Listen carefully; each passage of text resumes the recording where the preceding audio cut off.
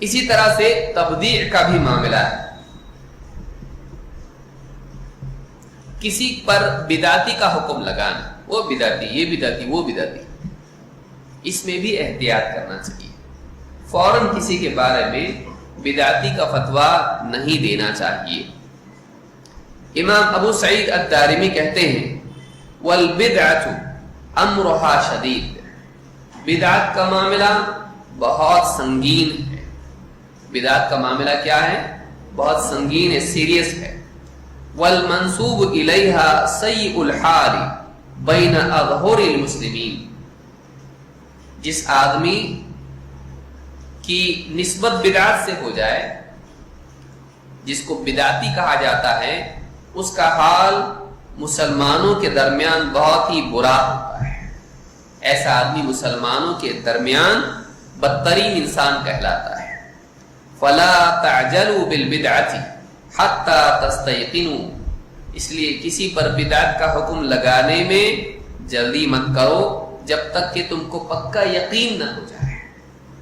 کسی کے بارے میں بدعتی ہونے کا یقین جب تک تم کو نہ ہو، جلدی مت کرو. کیوں؟ اس لیے کہ جب کسی پر بدعتی کا حکم لگ جائے، ایسا آدمی مسلم معاشرے میں بدنام ہو جاتا ہے، وہ اعتبار کے لائق نہیں ہوتا ہے. بدعتی کی گواہی قبول ہوگی نہیں، اس کی حدیث قبول ہوگی نہیں، بدعتی سے علم لیا جائے گا نہیں.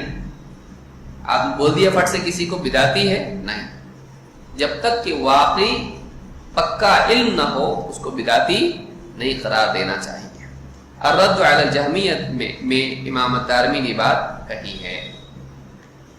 اسی تعلق سے شیخ ربیع ابن ہادی حفظہ اللہ کہتے ہیں یقول ابن تیمیہ رحمہ اللہ تعالی، امام ابن تیمیہ رحمۃ اللہ علیہ فرماتے ہیں کثیر من علماء السلف والخلف، سلف اور خلف میں سے بہت سے علماء وقعوا فی بدع من حیث لا یشعرون، بہت سے علماء بھی جو قابل اعتبار علماء تھے، وہ بھی بعض دفعہ کسی نہ کسی بدعت میں واقع ہوئے. کئی علماء ایسے ہیں ان سے کوئی بدعت صادر ہوئی، بدعت میں واقع ہوئے. اما استندوا الی حدیث ضعیف، اس کی وجہ کیا تھی؟ کبھی کوئی ضعیف حدیث تھی جو قابل اعتبار نہیں تھی، انہوں نے اس کو اعتبار کے لائق سمجھ لیا اور اس پر عمل کرنے لگ گئے. تو جو چیز نبی سے ثابت ہی نہیں ہے، نبی صلی اللہ علیہ وسلم نے اس کو نہیں کیا ہے، ایسے کام کو کرنا کیا کہتے ہیں؟ اس کو بدعت. تو بدعت میں واقع ہوئے کیوں؟ انہوں نے ایک غیر معتبر حدیث کو، کبھی ضعیف کبھی جھوٹی حدیث، اس کو صحیح سمجھ لیا اور اس پر عمل کرنے لگ گئے. او انہم فہموا من النصوص غیر مراد اللہ تبارک و تعالی، کہ انہوں نے دلیل سے وہ بات سمجھی جو اللہ تعالیٰ کی مراد نہیں تھی. قرآن کی آیت سے یا حدیث سے انہوں نے ایک ایسا عمل سمجھا جو ثابت نہیں تھا.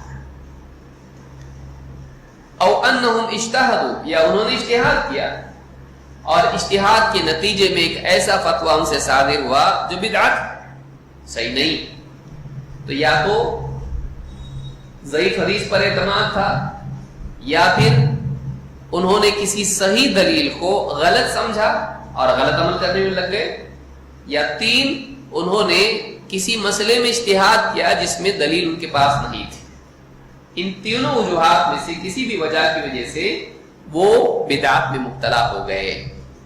کہتے ہیں فَإِذَا عُرِفَ مِنْ عَالِمٍ فَاضِلٍ يُحَارِبُ الْبِدْعِ وَيَدْعُ إِلَى السُّنَّةِ، جب کسی عالم کے بارے میں یہ بات معروف ہو کہ وہ بہت ہی علم والا ہے، بہت ہی قابل اعتماد ہے اور بدعتوں کا مخالف ہے اور سنت کی دعوت دیتا ہے، وَعَرَفُوا صِدْقَهُ وَإِخْلَاصَهُ وَتَحْذِيرَهُ مِنَ الْبِدْعِ، اور اس کے بارے میں یہ بات معروف ہو کہ یہ سچا ہے اور مخلص ہے اور بدعتوں سے لوگوں کو ڈراتا ہے، لوگوں کو بچاتا ہے، متنبہ کرتا ہے.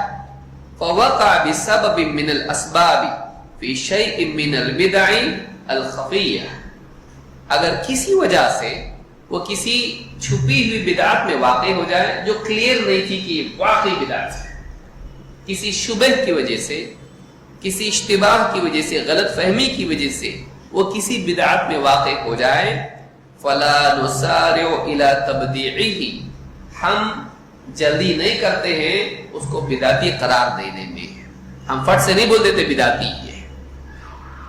ھذا هو القول الصحیح، یہی صحیح قول ہے، یہی صحیح بات ہے۔ وَإِلَّا لو حکمنا علی کل من وقع فی بدعۃ انہ مبتدع، ورنہ اگر ہر شخص جو کسی بدعت میں واقع ہو اس کو ہم بدعتی قرار دینے لگیں، لما سلم احد من ائمۃ الاسلام فضلا عن غیرہم، بڑے بڑے علماء میں سے، اماموں میں سے ایک بھی نہیں بچے گا، دوسروں کی بات تو چھوڑو، چھوٹوں کی بات چھوڑو، بڑوں میں سے بھی کوئی نہیں بچے گا، کیونکہ ہر ایک کا کچھ نہ کچھ فتویٰ ایسا ہے جو غلط ہے، ہر ایک کا کچھ نہ کچھ فتویٰ ایسا ہے جو غلط ہے، جو نبی سے ثابت نہیں، صحابہ سے بھی ثابت نہیں، ایسا ہوتا ہے، کہیں نہ کہیں کوئی نہ کوئی عالم غلطی کرتا ہے۔ امام احمد ابن حنبل وسیلے کے قائل ہیں، کیا کہیں گے؟ مشرک کہیں گے ان کو؟ نبی صلی اللہ علیہ وسلم کے وسیلے سے دعا کرنے کے قائل ہیں۔ سلف میں سے بعض تعویذ کے بھی قائل ہیں، کیا کہیں گے؟ کافر ہیں، مشرک ہیں۔ بعض اوقات ایک آدمی جو علم والا ہوتا ہے، توحید کا اہتمام کرنے والا ہوتا ہے، سنت کی پیروی کرنے والا ہوتا ہے، شرک کا مخالف ہوتا ہے، بدعات کا مخالف ہوتا ہے، لا علمی کی وجہ سے، غلط کی وجہ سے، کسی دلیل کے ضعف کی وجہ سے وہ کسی بدعت میں اور بعض اوقات کسی ایسی چیز میں بھی واقع ہوتا ہے جس پر شرک کا حکم لگتا ہے، اس سے وہ مشرک نہیں ہو جاتا ہے، اس سے وہ کافر نہیں ہو جاتا ہے۔ کیوں؟ اس کی زندگی میں معروف ہے، یہ شرک نہیں کرتا ہے، شرک کا مخالف ہے، یہ بدعات کا مخالف ہے، سنت کا داعی ہے، توحید کا داعی ہے، لیکن لا علمی کی وجہ سے وہ کسی غلطی میں مبتلا ہو گیا، اس کو غلطی کہا جاتا ہے، اس چیز پر تو حکم لگے گا کہ یہ کفر ہے، لیکن اس عالم پر نہیں لگتا ہے، اس عالم پر وہ حکم نہیں لگتا ہے کہ یہ کافر مشرک ہے۔ دونوں میں فرق کرنا ضروری ہے، دونوں میں فرق کرنا ضروری ہے۔ ایک موٹی مثال سے اس کو سمجھنے کی کوشش کریں، علمی اعتبار سے تو ہم دیکھ رہے ہیں علماء کے اقوال کیا، سلف کا موقف کیا ہے اس میں۔ ایک آدمی ہے، کسی پارٹی میں، کمپنی کی گیا، اب سارے لوگوں کو کمپنی نے بلایا، آؤ کھاؤ پیو۔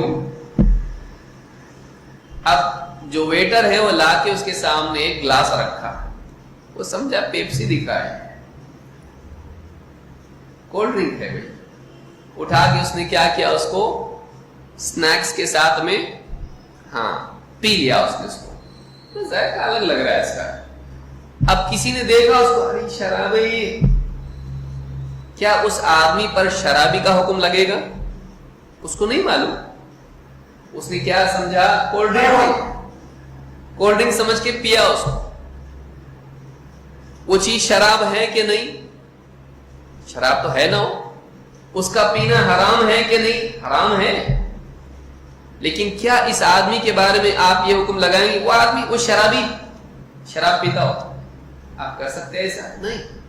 وہ آدمی اپنی زندگی میں شراب کا دشمن ہے، شراب کو حرام مانتا ہے، اس سے بچتا ہے، اس نے زندگی میں کبھی نہیں پیا، لیکن غلطی سے وہ شراب کو جوس سمجھ کے، کولڈ ڈرنک سمجھ کے پی گیا، اس آدمی سے کہا جائے گا اس نے غلطی کی، اس سے بھول ہو گئی، لیکن اور وہ کام غلط ہے، وہ اپنی جگہ، یہ نہیں کہا کہ نہیں آدمی نیک ہے اس لیے یہ عمل شراب پینا جائز ہے، بولیں گے آپ؟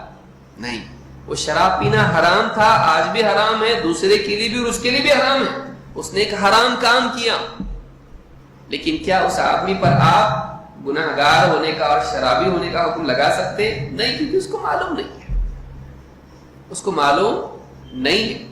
جانتے بوجھتے اگر وہ شراب پیتا ہے، کوئی بولا کہ صاحب کیا پی رہے ہیں آپ؟ شراب ہے، جانے دو نا، ابھی تھوڑا پی لیا، پورا ختم کر دیتے، چھوڑنا نہیں، بچانا نہیں۔ اب اس نے کیا کیا، اب جانتے بوجھتے پیا، اب وہ آدمی کیا ہو گیا، گناہگار۔ اسی لیے اللہ کے نبی صلی اللہ علیہ وسلم فرماتے ہیں التأنی من اللہ वल-अजलतु मिनश-शैतान, सोच समझ के सब्र और सुकून से फैसला करना, कदम उठाना, ये अल्लाह की तरफ से है। लेकिन जल्दबाजी किसकी तरफ से है?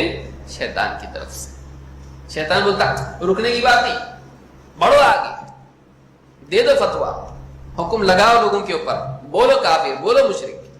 शैतान जल्दबाजी की दावत देता है। लेकिन नबी सल्लल्लाहु अलैहि वसल्लम क्या फरमा रहे हैं? अत्तअन्नी, तअन्नी कहते हैं पुरसुकून तरीके से, वकार के साथ में और सोच समझ के ठहर कर कोई काम करना, छलांग नहीं लगाना, बल्कि सही ढंग से उस काम को करना, सब्र सुकून के साथ में, सोचे समझे फैसले के तहत। ये अल्लाह की तरफ से है, लेकिन जल्दबाजी शैतान की तरफ से है। इमाम अल-बहकी ने ये रिवायत नकल की है। तो मैं समझता हूँ आज के लिए इतना काफ़ी है। हमारे लिए ज़रूरी है कि हम दीन के मामलात में एहतियात करें। जो काफिर है, मुशरिक है, वो तो मुशरिक और काफिर है ही, लेकिन जो मुसलमान लाइल्मी की वजह से कुफ्र और शिर्क में वाक़े हो, उस पर फौरन फतवा नहीं लगाना चाहिए।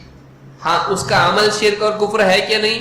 हाँ, लेकिन वो आदमी काफिर और मुशरिक हो गया कि नहीं? नहीं। इसीलिए उलमा कहते हैं, शेख अल-अलबानी ने भी कहा, लैसा कुल्लु मन वक़अ फिल कुफ्री यक़अल कुफ्रु अलैहि, हर आदमी जो कुफ्र में वाक़े हो, कुफ्र उस पर वाक़े नहीं होता है, उस पर कुफ्र का हुक्म नहीं लगाया जाता है, अगरचे वो कुफ्र में वाक़े हुआ है। उसको समझाने के बाद भी उसमें बाकी रहे तब वो काफिर हो जाता है, वरना नहीं, वरना नहीं। लिहाजा मुसलमानों के सिलसिले में ये तरीका अपनाएं, उन्हें समझाएं, उन्हें बताएं।